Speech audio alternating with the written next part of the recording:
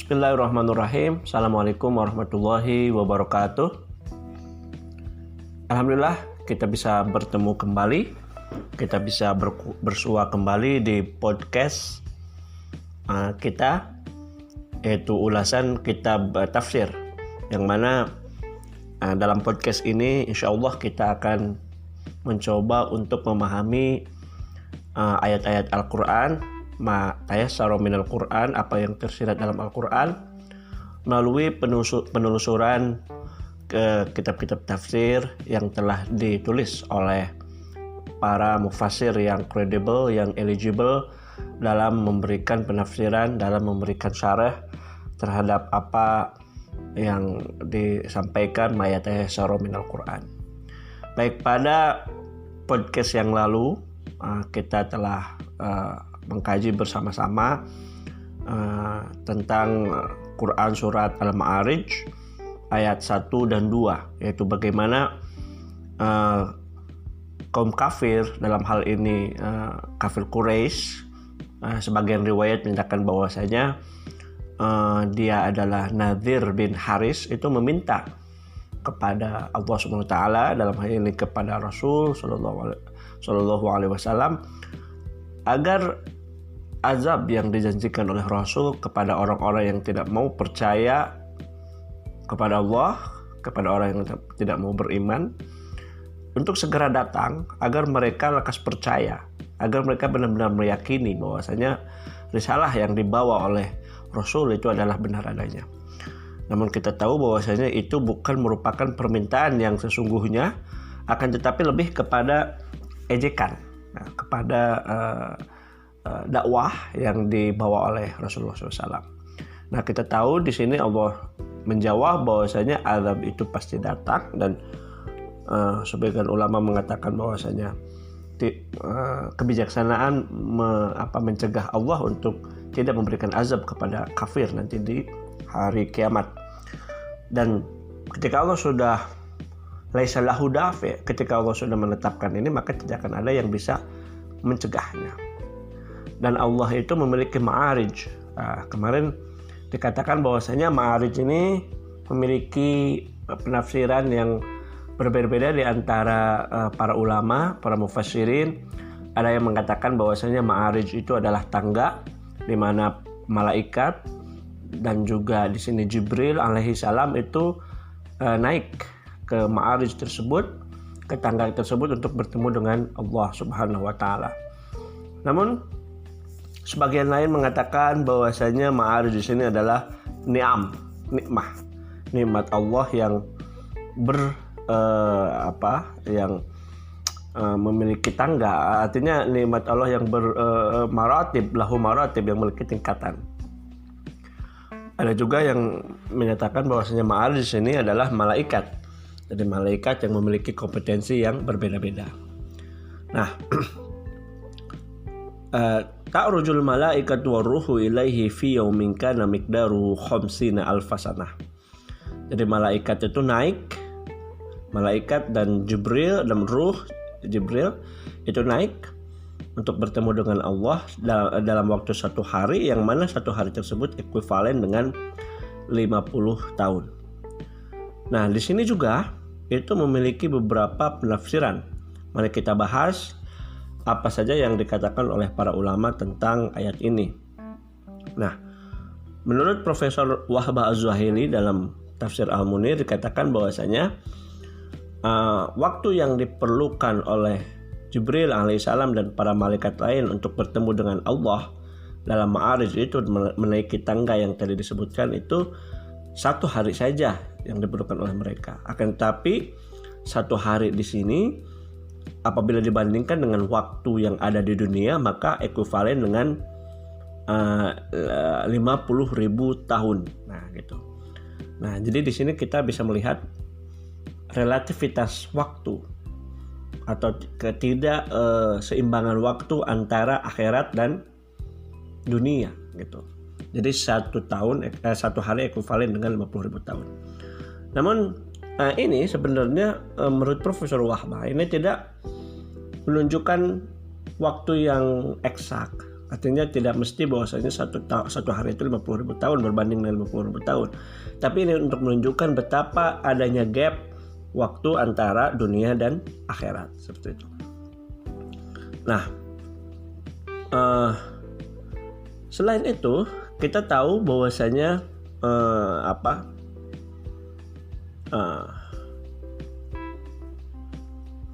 Ar-Razi, di sini Ar-Razi memiliki Fakhruddin Ar-Razi memiliki pendapat yang berbeda.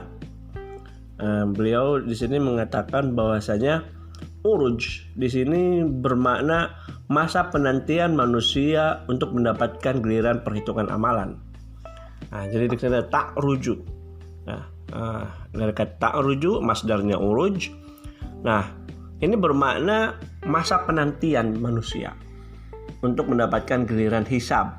Jadi nanti setelah di akhirat, setelah manusia dibangkitkan kembali, maka mereka akan menunggu masa penghisaban, menunggu giliran untuk penghitungan amalan. Nah, menurut Fakhruddin Ar-Razi, masa yang diperlukan, masa yang dirasakan oleh orang-orang kafir untuk menunggu giliran mereka dalam waktu penghisaban itu adalah 50.000 tahun, ya, 50.000 tahun seperti itu. Nah, ini menurut pendapat Fakhruddin Ar-Razi. Kita bisa membayangkan bagaimana lamanya masa penantian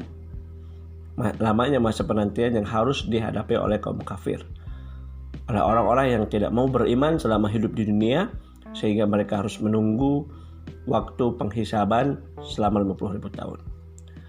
Nah, bagaimana dengan orang mukmin ketika masa penungguan ini? Nah, di sini dikatakan bahwasanya seperti yang dikutip dalam hadis Abi Sa'id dari Ahmad, Rasulullah SAW menjamin bahwasanya masa penantian bagi umat beriman sebelum mendapatkan penghisaban adalah tidak lebih dari menunggu sholat wajib. Jadi sangat sebentar.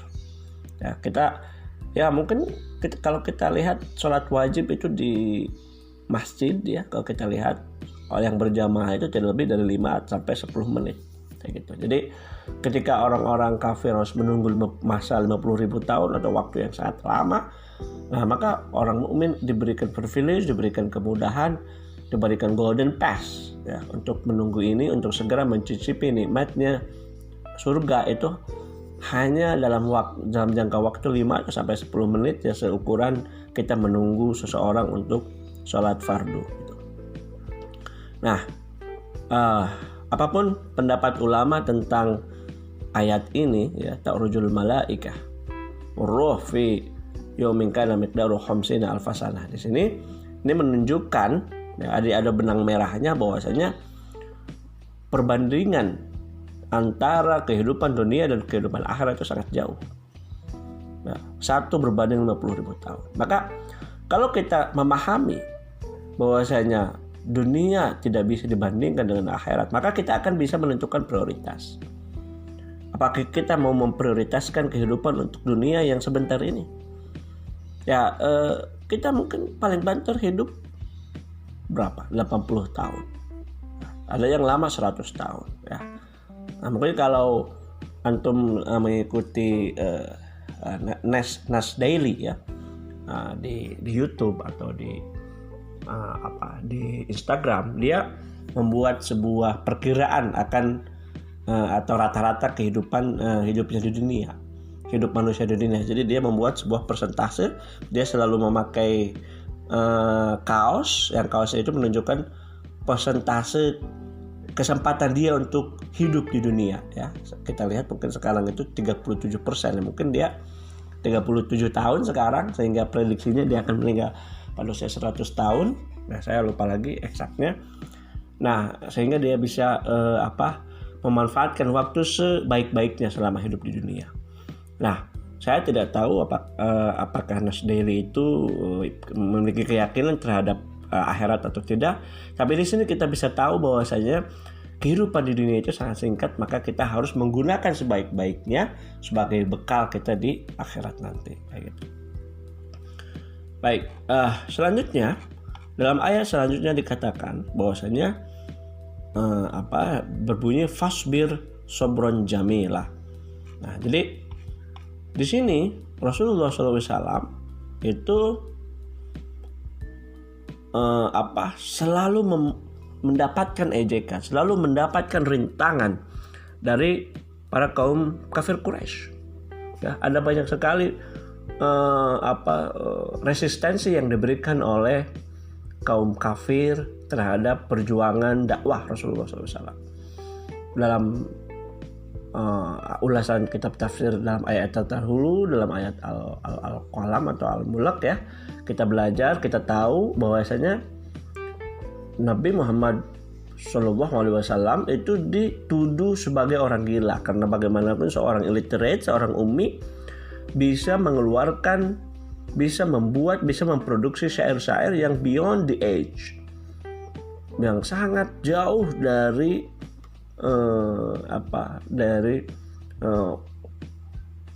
pengetahuan orang pada masanya.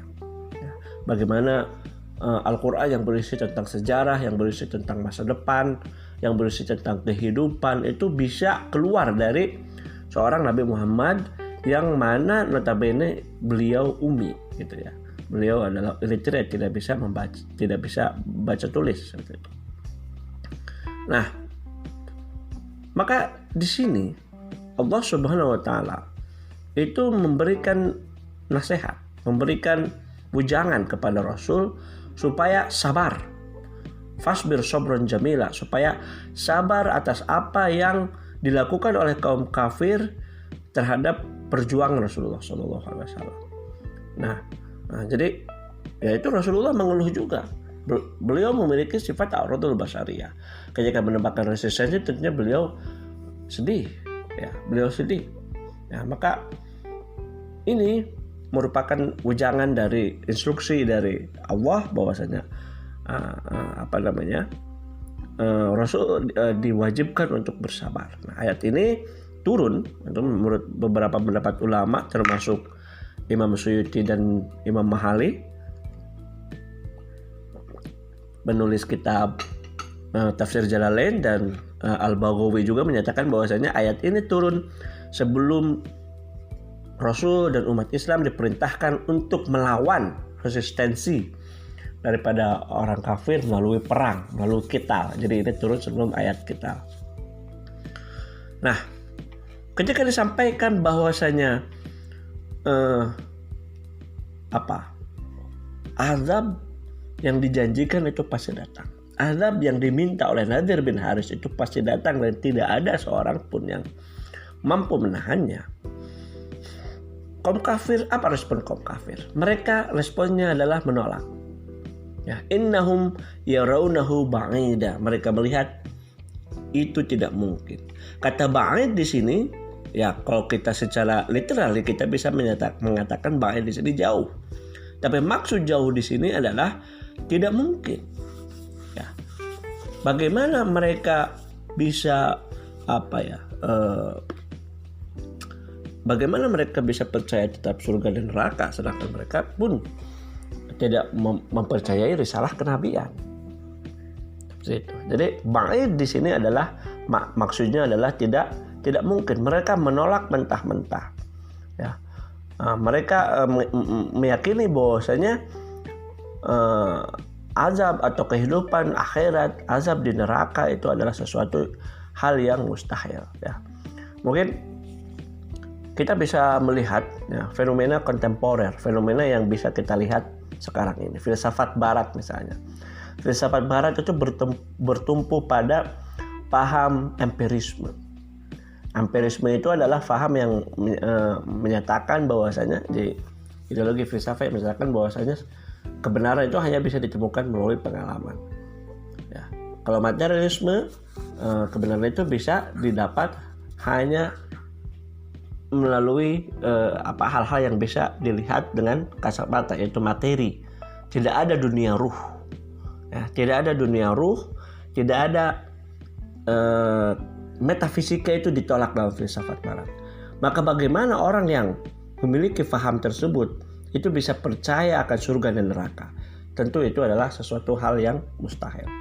Maka pada waktu dulu juga ya, orang kafir itu menolak akan adanya eksistensi surga dan neraka. Begitupun juga dengan orang kafir era kontemporer ya, dari kaum ateis, agnostics, ya, skeptik dan sebagainya, tentu mereka akan menolak karena filsafat yang merupakan fondasi daripada cara berpikir mereka itu tidak menerima metafisika, maka otomatis itu menyebabkan mereka tidak percaya akan surga dan neraka.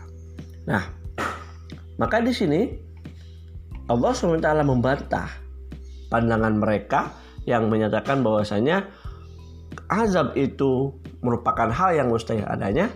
Maka Allah mengatakan bahwasanya wa narahu qariba, bahwasanya azab yang memang dijanjikan oleh Allah melalui kitabnya ya, yang dibawakan oleh Rasulullah SAW itu adalah qarib, sangat dekat, mungkin adanya. Dan apabila kalau kita mengetahui, kita melihat bahwasanya waktu dunia dan waktu akhirat itu sangat jauh, maka bisa kita katakan bahwasanya azab itu memang qarib, sangat dekat. Ya, meskipun mungkin dalam pandangan manusia, dalam perspektif dunia, dalam perspektif waktu dunia itu sangat jauh. Nah, mungkin ada banyak juga yang beranggapan mustahil. Nah, di sini kita bisa menyimpulkan bahwasanya azab yang dijanjikan oleh Allah SWT melalui khabar, melalui berita yang disampaikan oleh Rasul itu adalah benar adanya, dan tidak ada seorang pun yang bisa menolaknya. Tidak ada seorang pun yang bisa menahan azab supaya datang. Ya, mungkin azab itu sifatnya tidak cash and carry. Dalam podcast kemarin dikatakan bahwasanya ya bisa saja orang kafir itu menikmati kehidupan meskipun mereka konsisten dalam kekufuran, senantiasa diberikan limpahan nikmat, tapi itu bukan nikmat, tetapi adalah istidraj. Bahwasanya hukuman yang akan diberikan kepada mereka itu ditangguhkan sehingga mereka terlena dalam hidup dan tidak mau untuk bertobat seperti itu. Nah, maka di sini azab itu merupakan dari Allah. Allah yang memiliki ma'arij, yang memiliki tangga, yang memiliki nikmat yang bertingkat-tingkat, dan melalui tangga tersebut malaikat itu naik selama 1 hari, dalam waktu 1 hari yang mana ekuivalen dengan 50.000 tahun. Ada juga yang berpendapat bahwasanya ini adalah masa penantian yang harus dilalui oleh orang kafir menuju masa penghisaban. Nah, maka kita harus bersabar atas segala resistensi terhadap perjuangan. Nah, karena pasti yang namanya perjuangan ada resistensi kayak gitu. Nah, meskipun orang kafir menyatakan bahwasanya azab itu adalah hal yang mustahil, surga dan neraka itu adalah mustahil, tapi yakin itu merupakan sesuatu yang hak, itu merupakan sesuatu yang merupakan kebenaran yang berasal dari Allah SWT. Kita sebagai muslim tentu harus meyakini akan hal ini. Baik, saya kira itu saja untuk podcast hari ini. Alhamdulillah kita telah menyelesaikan pembahasan ulasan kitab tafsir untuk ayat 1 sampai 7. Insyaallah kita akan bertemu lagi di kemudian hari. Terima kasih. Wabillahi taufiq wal hidayah. Wassalamualaikum warahmatullahi wabarakatuh.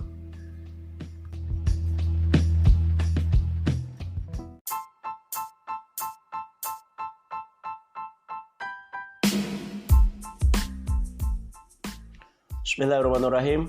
Assalamualaikum warahmatullahi wabarakatuh. Alhamdulillah bertemu lagi di podcast ulasan kitab-kitab tafsir, yang mana podcast hari ini insyaallah kita akan melanjutkan apa yang telah kita mulai, yaitu ulasan kitab tafsir surat Al-Ma'arij. pertemuan sebelumnya kita telah membahas apa yang ditulis oleh para ulama ahli tafsir tentang penjelasan surah Al-Ma'arij ayat 1-7. Dan sekarang kita lanjut pada surat Al-Ma'arij ayat 8-18. Di awal surat, yaitu di ayat 8 dan ayat 9, kita melihat gambaran tentang hari kiamat. Di sini dikatakan bahwasanya pada hari kiamat langit menjadi lelehan perak, terbelah menjadi lelehan perak.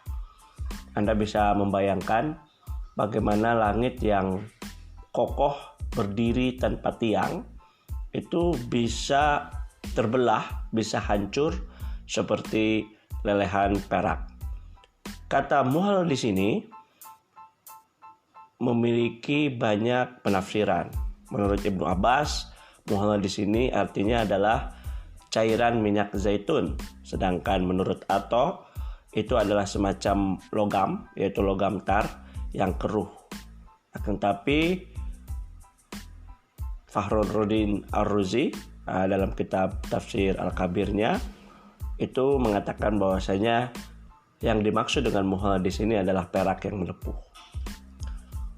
Namun tentu kita tidak berpolemik terhadap apa yang dimaksud dengan muhal di sini. Yang paling penting di sini yang bisa kita lihat adalah dahsyatnya kejadian yang akan ditemukan oleh manusia ketika hari kiamat datang. Selanjutnya gunung berubah ya, ketika itu menjadi bulu domba. Gunung yang kita lihat sekarang ini ketika misalnya terjadi erupsi, dahsyatnya imbas yang diberikan, imbas yang kena terhadap manusia.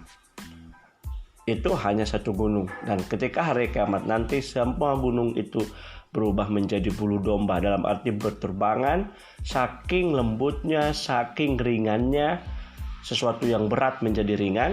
Itu menandakan dahsyatnya apa yang akan ditemui oleh manusia ketika hari kiamat. Nah, satu hal lagi yang menarik dari kejadian hari kiamat ini adalah bagaimana orang kafir yang merasa terbebas dari apa yang disampaikan oleh Rasulullah SAW mengenai deskripsi hari kiamat, mengenai kewajiban setiap manusia yang ada di dunia ini supaya bisa selamat dari dahsyatnya hari kiamat, supaya bisa selamat dari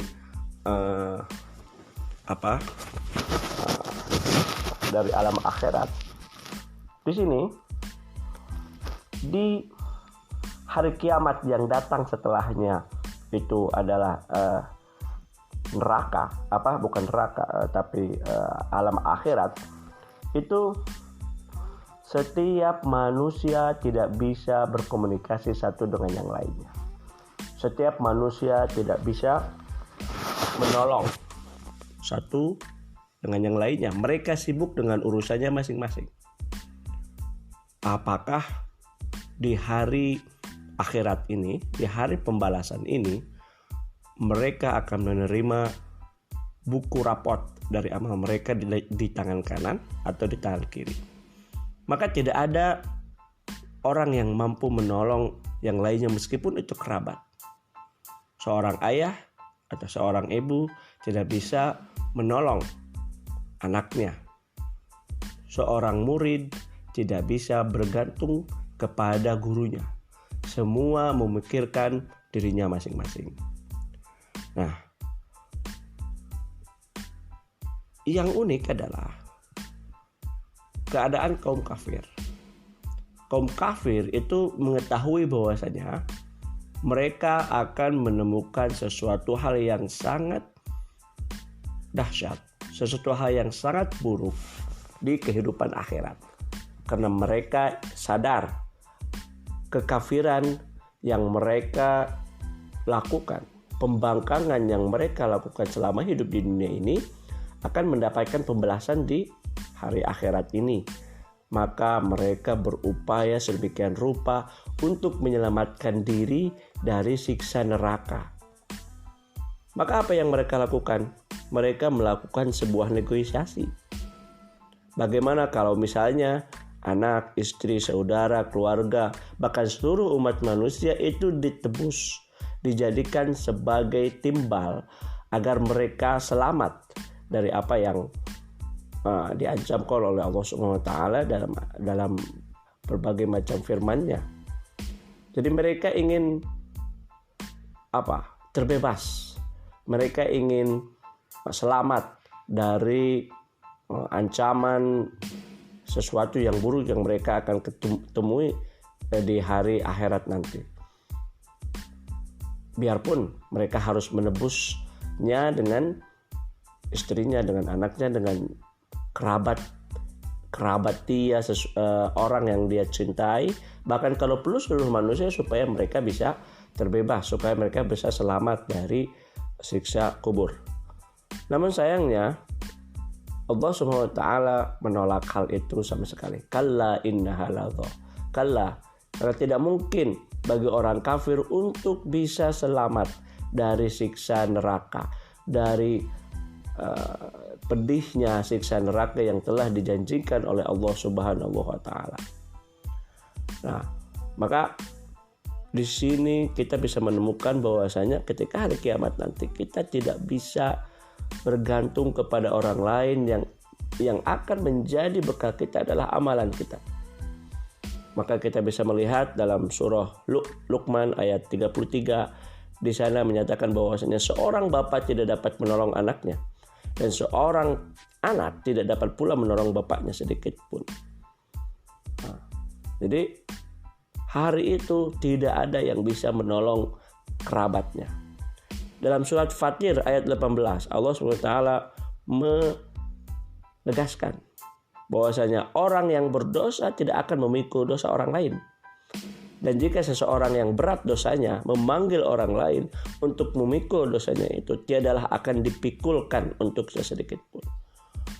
Jadi misalnya seseorang si A itu memiliki dosa yang sangat banyak, memiliki kesalahan yang sangat besar, dan dia meminta pertolongan kepada orang yang selamat, kepada kerabatnya, maka hal itu adalah sesuatu hal yang mustahil, karena seseorang hanya dibantu oleh amalannya. Dalam surah Al-Mu'minun ayat 101 kita mengetahui bahwasanya ketika sangkakala ditiup, maka tidak ada lagi pertalian nasab. Ayah kita tidak menjadi ayah kita, anak kita tidak menjadi anak kita, istri kita tidak menjadi anak istri kita lagi. Tidak ada pertalian nasab, semua bergantung kepada amalannya. Nah, maka di sini Profesor Wahbah Az-Zuhaili dalam tafsir Al-Muniriyah mengatakan bahwasanya ketika langit meleleh seperti luluhan perak, gunung-gunung seperti wol yang berterbangan, kerabat tidak saling bertanya satu sama yang lain. Orang kafir ingin selamat dari azab neraka meskipun itu dengan mengorbankan kerabat mereka, tapi itu adalah sesuatu hal yang sia-sia. Mereka, kerabat mereka, saudara mereka, orang-orang yang menjadi orang-orang yang selalu menyelamatkan mereka ketika di dunia, itu tidak akan bisa menyelamatkannya lagi. Nah, di sini kita bisa melihat dalam penggalan ayat selanjutnya, kalla innaha ladha nazza'atan lisyawa. Di sini digambarkan lagi bagaimana pedihnya siksa neraka. Jadi penebusan dosa yang dilakukan oleh orang kafir itu jelas tertolak, dan mereka harus siap-siap untuk menerima apa yang telah diancamkan kepada mereka selama di dunia. Maka seperti apa itu? Nah, di sana bisa melihat bahwasanya nazza'atan lisyawa. Neraka jahanam adalah api yang sangat panas dan memiliki efek yang sangat merusak. itu akan mengelupaskan kulit kepala, tangan, kaki sehingga terlepas dari kulit dan tulang. Tentunya gambaran dahsyat tentang neraka itu adalah ekspresi kasih sayang Allah SWT kepada umat manusia agar mereka tersadar sedari dini di dunia bahwasanya nanti di akhirat apabila kan mereka melakukan pembangkangan, apabila kan mereka melakukan kekufuran, tidak mengimani akan adanya Tuhan, maka azab mereka akan sangat pedih ketika di neraka. Dalam pandangan saya, ini merupakan ekspresi kasih sayang Allah kepada umat manusia supaya bisa terselamat dari azab tersebut. Fakhruddin Ar-Razi dalam menafsirkan kata talazza di sini artinya adalah neraka. Naron talazza itu adalah api yang membara. Maka Allah SWT memperingatkan dengan neraka yang menyala-nyala. Nah, ada yang unik di sini. Menurut Fakhruddin Ar-Razi, neraka itu ketika hari kiamat nanti akan memanggil orang-orang yang berhak untuk masuk ke neraka. Neraka akan berkata, kemarilah, kemarilah. Lalu siapa yang dipanggil oleh neraka itu? Ada dua golongan yang dipanggil oleh neraka menurut Fakhruddin Ar-Razi. Yang pertama adalah mereka yang berpaling dari kebenaran agama, mereka yang tidak beriman kepada Allah, mereka yang tidak mau melakukan syariat yang diajarkan oleh agama. Itu golongan yang pertama. Dan golongan yang kedua adalah mereka yang menumpuk harta dan tidak mau membelanjakannya di jalan Allah Subhanahu wa taala. Tidak mau bersedekah, tidak mau mengeluarkan zakat, tidak mau melakukan wakaf, tidak mau memberikan infak, tidak mau memberikan nafkah kepada keluarganya. Itu juga termasuk golongan yang akan dipanggil oleh neraka nanti di hari kiamat. Baik, rekan-rekan semuanya, kita bisa melihat sebuah gambaran tentang dahsyatnya hari kiamat, bagaimana langit yang sedemikian kokoh itu akan melepuh seperti hanya luluhan perak, dan gunung yang begitu kokoh yang kita lihat begitu kuat, begitu kokoh mengakar, itu pada hari kiamat akan berterbangan seperti hanya bulu wol yang sangat tipis, yang sangat ringan. Ini menunjukkan betapa dahsyatnya hari akhirat, hari kiamat. Dan di akhir akhirat nanti setiap orang tidak bisa meminta pertolongan kepada orang lain, meskipun itu kerabatnya, meskipun itu orang tuanya, meskipun itu anaknya. Semua akan bergantung pada amalannya masing-masing. Ketika sangkakala ditiup, maka tidak ada apa? Tidak ada pertalian nasab. Dan yang lebih perih di sini adalah tentunya nasib orang kafir. Orang kafir yang telah diberikan ancaman oleh Allah SWT, yang telah diberikan warning oleh Allah semasa hidup di dunia melalui risalah yang disampaikan oleh para nabi dan rasul. Mereka akan bersiap-siap untuk menerima siksaan di hari akhir ini. Dan tentunya tidak ada yang bisa menolong mereka satupun. Dan kita tahu, kita mafhum bahwa di neraka ini sungguh sangat pedih. Keadaannya sungguh sangat mengkhawatirkan.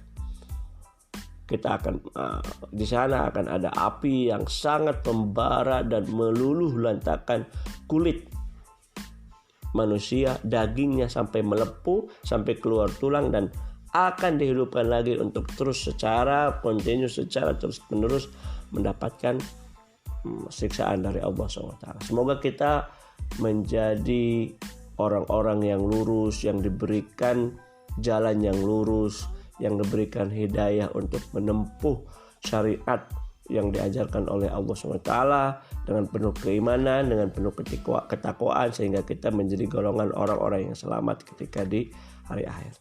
Baik, terima kasih. Wabillahi taufiq wal hidayah. Wassalamualaikum warahmatullahi wabarakatuh.